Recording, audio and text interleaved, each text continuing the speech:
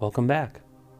I'm Lucas Olson, and this is the Awakening Tapes, where we journey beyond the veil of the ordinary, explore the depths of the human experience, journeying into the realms of spirituality and the paranormal. Today we'll begin with a collective tarot reading to tap into the prevailing energies, then we'll delve into a deeply personal story of mine, and finally, we'll explore how the wisdom of four agreements can help us break free of limiting beliefs. For this week's reading, I drew 3 cards.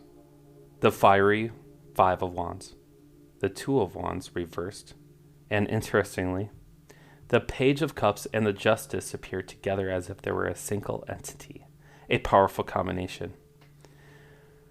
The Five of Wands, a card of spirited competition, invokes images of a lively debate, a clash of ideas, a vibrant exchange of energy.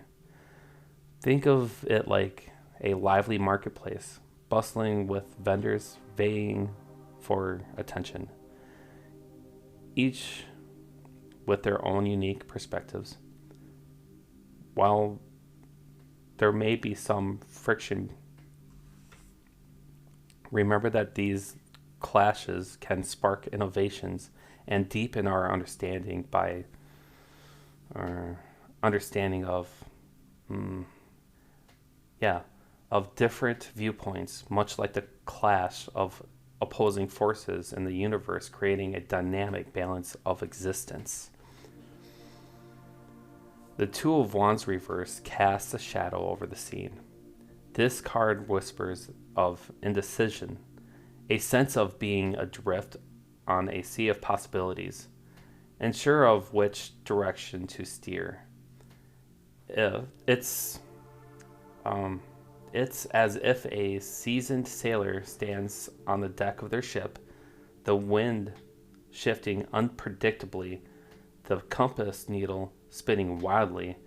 This is the time of introspection, a time to reassess our course, to listen to the whispers of our intuition, and perhaps seek guidance from the trusted mentors or higher power or higher self. And then an intriguing pairing of the Page of Cups and the Justice appears together, not as a separate entity, but together as one. Perhaps a woman in this image. Perhaps. Let's recreate it here. Perhaps this image is supposed to be a young woman with her eyes closed, one hand reaching for a cup overflowing with emotions, the other holding the scales of justice. This combination suggests a deep need to align our emotions with our deepest values, to honor our truths, and to make choices to create harmony within ourselves and in our interactions with the world. Our interactions with the world, reflecting the cosmic law of balance and justice that governs the universe. That's a pretty powerful image, right? If I combine the two cards, I think so. So this reading suggests, just tapping the table. This reading suggests, dig in here, take a moment, a period of both internal and external shifts. We may encounter challenges, feel the heat of competition, experience moments of uncertainty, but within these challenges lie seeds of profound growth and self-discovery.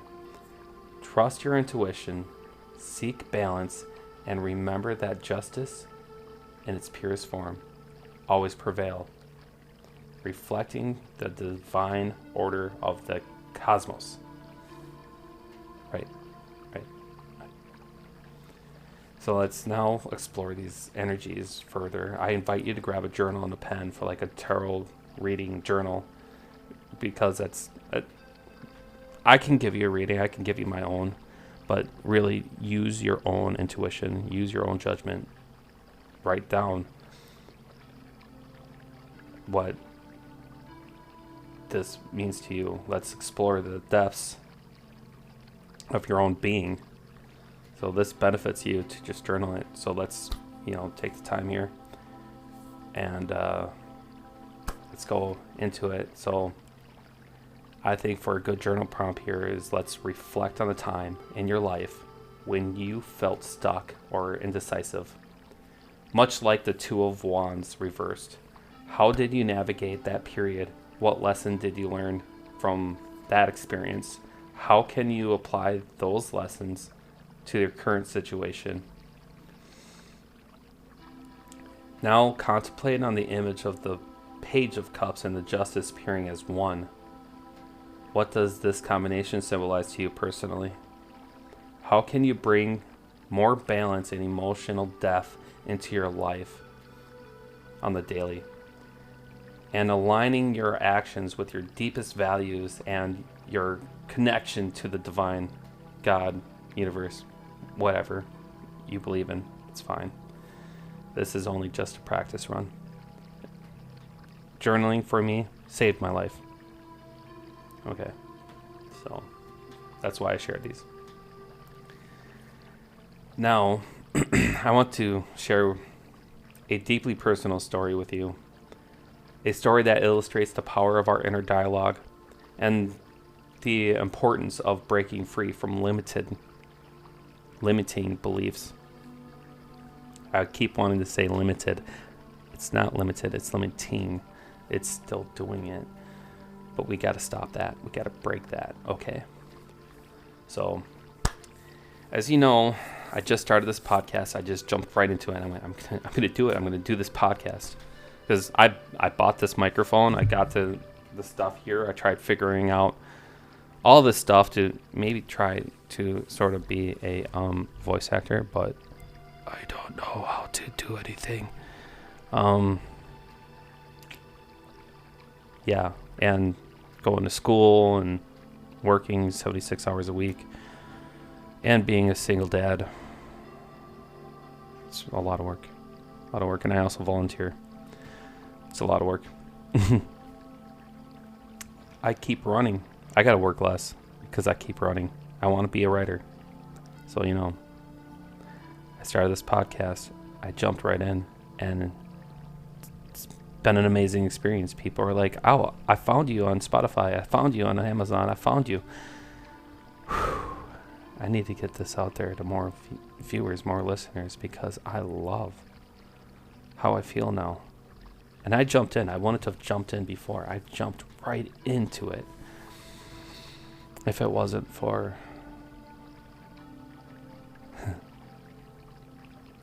that one friend. Inspiration comes when you're not looking for it. But again, if I didn't read the 4 agreements, I didn't looking into that book.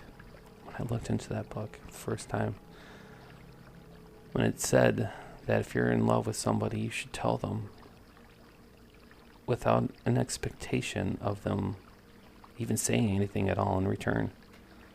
And if they walk away, let them walk away. It kind of goes with all 4 agreements there.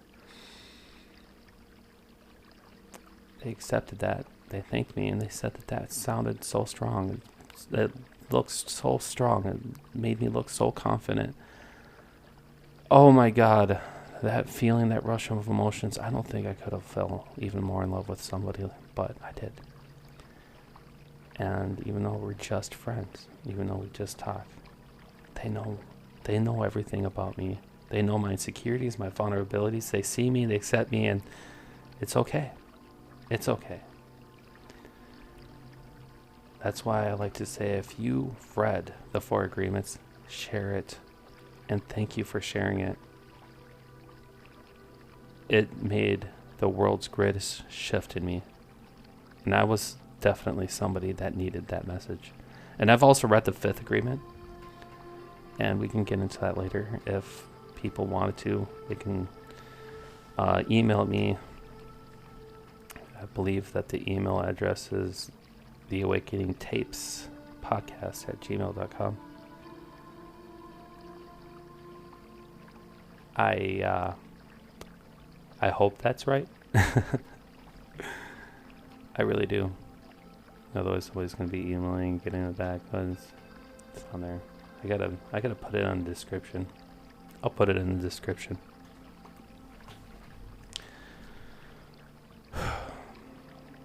I need to get a new job too. I need to work less. And I've been going to school. I got 3 certifications now. Not yet a associate's degree. Not yet a bachelor's degree. But I'm getting there. But I really need to get a new job. I really need to be in a place where I can feel comfortable being me. Where I don't feel like I'm ignored. You know? What I envisioned when I started this journey, when I went, okay, let's look at this. I envisioned a job where I can just be myself, work by myself, and not have to commute anymore. I am so done with driving. So I went and enrolled into college for cybersecurity, and I really like the programming stuff, so I got the certification in cybersecurity through college. Only because I'm bad at tests. I'm real bad at tests, but I know I can do the job. I just don't have that certification, but now I got this one. And I like it. I think of it like a challenge, a puzzle every day. I have good feelings about it. And then I decided to continue school and get my bachelor's degree in computer science. And of course, the focus study is in cybersecurity. So yeah, I'm looking for a job. I hope I find something. But that's my journey. That's mine. And I'm sharing that with you. And the reason why I'm pausing is because this story that I'm about to tell you is a story about a very hard thing that happened in my childhood. It's something that I tried to work with my therapist at the EMDR, and it's just been something really hard to do. It has. And I'm finally writing again. I'm finally writing, and I've written her a poem. You know who her is. You know who she is. That special friend, that somebody. And what made me feel good about myself is the fact that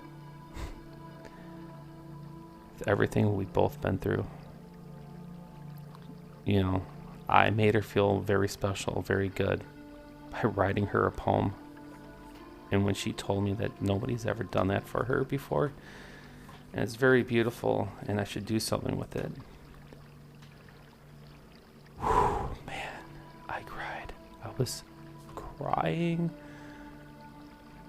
and I really needed to hear that from somebody. I wanted to feel that. It kind of threw this trauma onto the floor and stepped on it. And honestly, I think this person might be like a protector from a past life, because in this life she comes off as a very strong and protective person, and it makes me feel safe around her, safe enough to be open, vulnerable, and take the masks off. I'm authentic around her. She sees me for all who I am, and after everything, she still sees me as someone special. And if I could only see the way she looks at me through her eyes, always from my past, my life would be as amazing as it is now, because I can finally see it. I can finally see it now.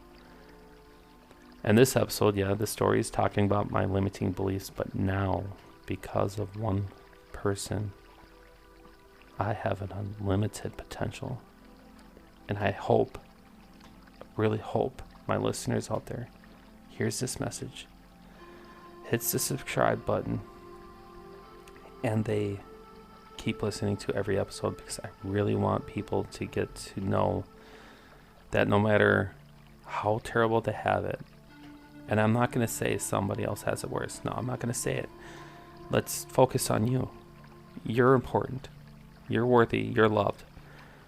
No matter how terrible you had it, there is always a way to change it. There's always a way to provide joy and happiness within yourself. Even during the darkest moments of our creativity, we can change it. And there's actually a science behind manifesting that, literally wires the brain to allow you to achieve something great into your life. And that should be this episode of its own. But if we're not filling ourselves full of love, we will never attract somebody that loves us. We, in the book Four Agreements, even tells you that we already reject ourselves before anybody else does. We need to accept ourselves. So let's go back to the story. Sorry for my little rant there. I'm going to continue here. So my story, as you know, I used to dream about being a writer. It should happen again. I'm pretty sure it's going to happen soon. But I used to dream of being a writer. I had this magical unicorn desk in my room, and I spent hours lost in my own world, filling notebooks with fantastical stories. Then something happened. In third grade, that almost shattered that dream, that everything.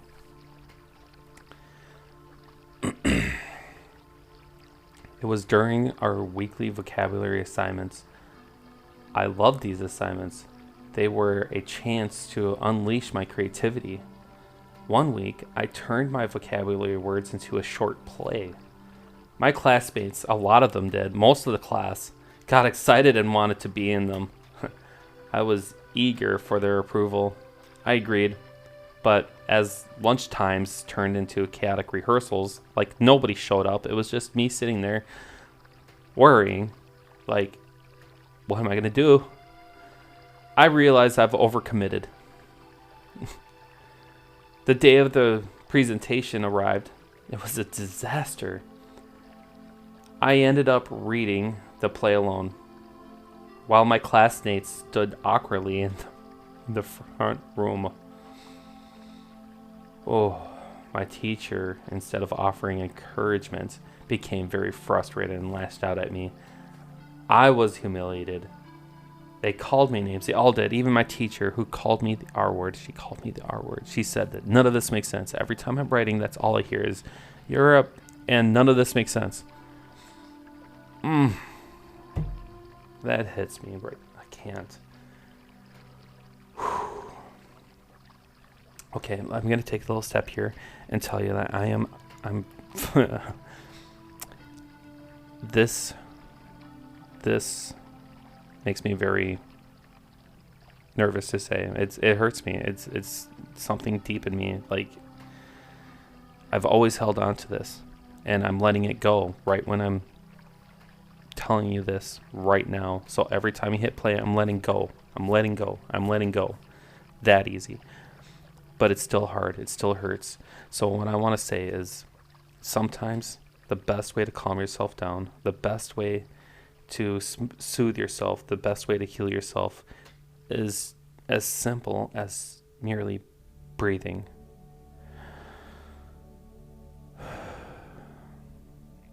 Just in and out. and just breathing. That is my key to dealing with my anxiety. When I have anxiety rising up in me, I take a moment to just breathe.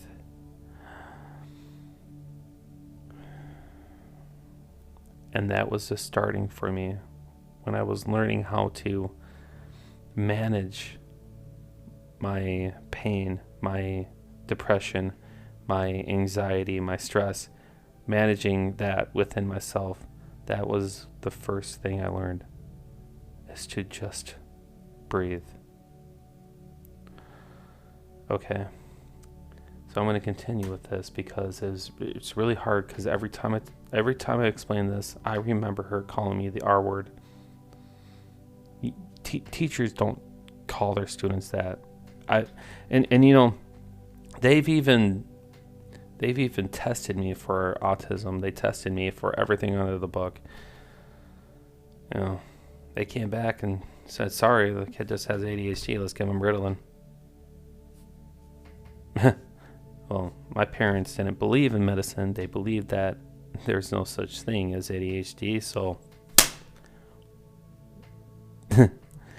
a spanking was my medication. So sorry if that triggers you too. But I'm sharing my experiences here. So when the teacher called me names, inviting classmates to call me names, it made matters worse, because then I was bullied after school, during school, recess, you name it. I was bullied, and I didn't have a good childhood at home either. Writing was my escape from abuse. It was an escape of my parents fighting with each other. It was my escape of things that were happening in my childhood that shouldn't happen to a child. A child should be learning, growing, playing, being a kid. I didn't get that. I didn't. And what that teacher did to me that day, and those classmates, I took 100% of the blame, of the accountability. I took that inside of me, and I let this fester up. I let this fucking run my life. This experience shattered my confidence. I stopped writing altogether. The joy of creating was placed by fear. The fear of rejection, fear of judgment, fear of failure. I internalized that criticism, believing that I was not good enough, that my ideas were worthless.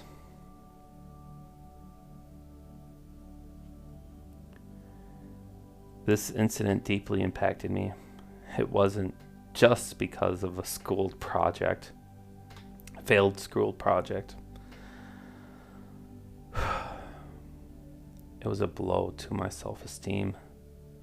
A wound that festered for years. I carried that shame and self-doubt within me, believing the limiting beliefs that had shaken roots.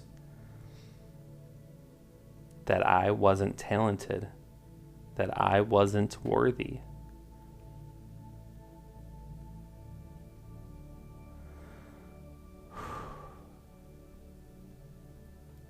Looking back through the lens of the Four Agreements by Miguel Ruiz in 1997, I can see how these limiting beliefs took hold. First, agreement number 1. Be impeccable with your word. Ruiz, 1997. My inner dialogue was filled with self-doubt and negative self-talk. After that incident, I was consistently telling myself I wasn't talented, that I wasn't worthy. This internal dialogue, as Ruiz emphasizes, shaped our reality. It shaped my reality. It shapes our reality with these internal dialogues. By being more mindful of the inner dialogue, consciously replacing negative thoughts with positive affirmations. I began to shift my perspective. And then there's agreement number 2. Don't take anything personally. Ruiz, 1997. I internalized the criticism and judgment of my classmates and teacher. Taking it personally, I mistakenly believed that their negative beliefs or their negativity reflected my true worth. However, as Ruiz reminded us, nothing others do is because of you. It is because of themselves. Their actions were a reflection of their own insecurities, not a judgment of my inherent value. Looking back, I also realized the impact of the agreement number 3, don't make assumptions, Ruiz, 1997. On that experience, I assumed that my classmates were initially excited. They would be supportive throughout the process, but I didn't communicate clearly and failed to set healthy boundaries, leading that chaotic and ultimately humiliating situation. And then finally, there's the 4th agreement, agreement number 4. Always do your best. Ruiz, 1997. In the aftermath of that experience, I stopped writing altogether. I was afraid of making mistakes, of being judged again. I wasn't doing my best. I was paralyzed by fear, but Ruiz reminds us, always do your best, but your best will change from moment to moment. I had learned to forgive myself for the past mistakes and focus on the present moment, doing my best with each new piece of writing without the pressure of perfection. Now, if you read the 4 agreements, my favorite part is when it talks about letting go of the past. And also my favorite part is where it talks about the angel of death. And my favorite part is when it talks about how you should tell somebody that you love them. When it talks about the words that becomes our sins, that creates the dream of hell. When you read that, take your time reading it again, and also share it with friends. I think I might have said that earlier, but share it. That it changed my life. I can't tell you. Without it, I wouldn't be here today. I would still be scared of starting a podcast. So, when it comes to writing at school, back in the 3rd grade, the story that I'm sharing, this experience, while deeply painful, taught me invaluable lessons about the power of our inner dialogue, the importance of setting healthy boundaries, and the courage to pursue our passions despite past setbacks. Now, how can we apply these principles to our lives? Well, first, let's become more aware of our inner dialogue. What stories are we telling ourselves about ourselves? Are these stories empowering or limiting? Let's begin to challenge negative self-talk and replace it with positive affirmations.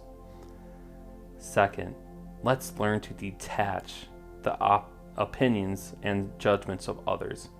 Remember that their actions and reflections of their internal states, not a reflection of our true worth. And third, let's communicate clearly and assertively, setting healthy boundaries to protect our energy and well-being. And then finally, let's focus on doing our best in each moment with the pressure of, let's have pressure. No, without the pressure of perfection. That's the message I'm trying to bring here. Let's celebrate small victories, learn from setbacks, and never give up on your dreams. Never give up on your dreams. Please. You are worthy. I believe in you. My journey of healing and rediscovering my passion of writing has been a long one, but applying the wisdom of the four agreements, I've been able to overcome the limiting beliefs that held me back and reconnected with my true creative self.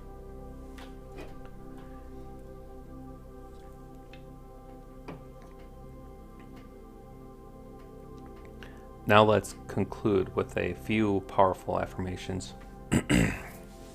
You ready? Take a breath. Just breathe.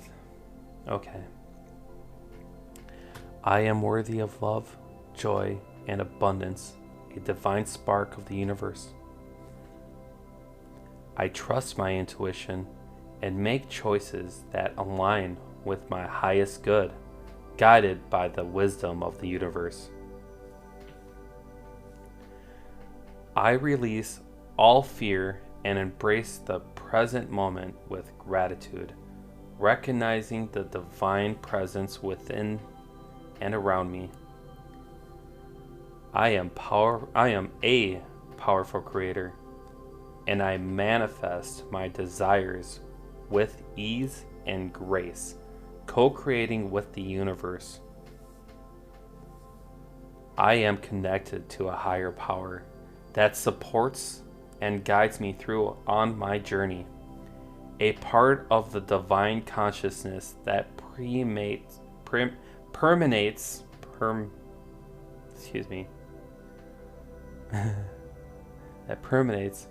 all of existence. I'm sorry, I'm not laughing at you, I'm laughing at myself. And that's okay. Now, let's shift our focus inward.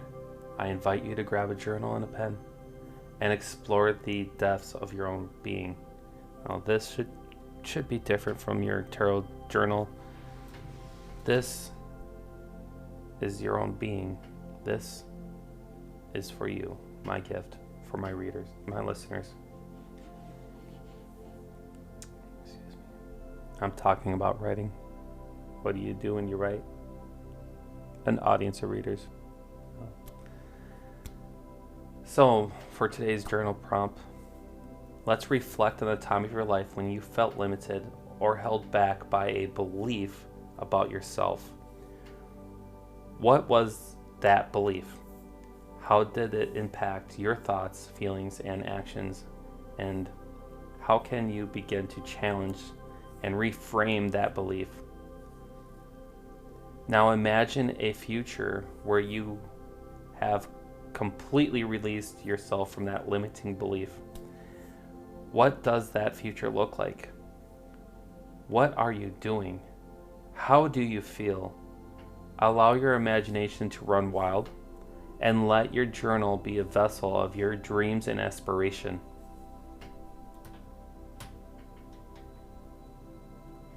To accompany this exploration, I recommended listening to Come What May by Nora Jones. This soulful and introspective song can help you connect with your inner wisdom and cultivate a sense of peace and acceptance.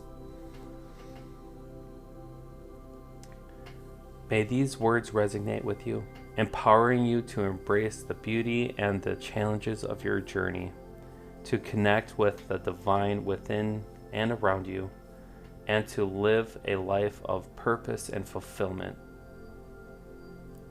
Thank you for joining me on this exploration of the human experience, journeying into the realms of spirituality and the paranormal. Until next time, may your days be filled with peace, love, and the magic of the unknown.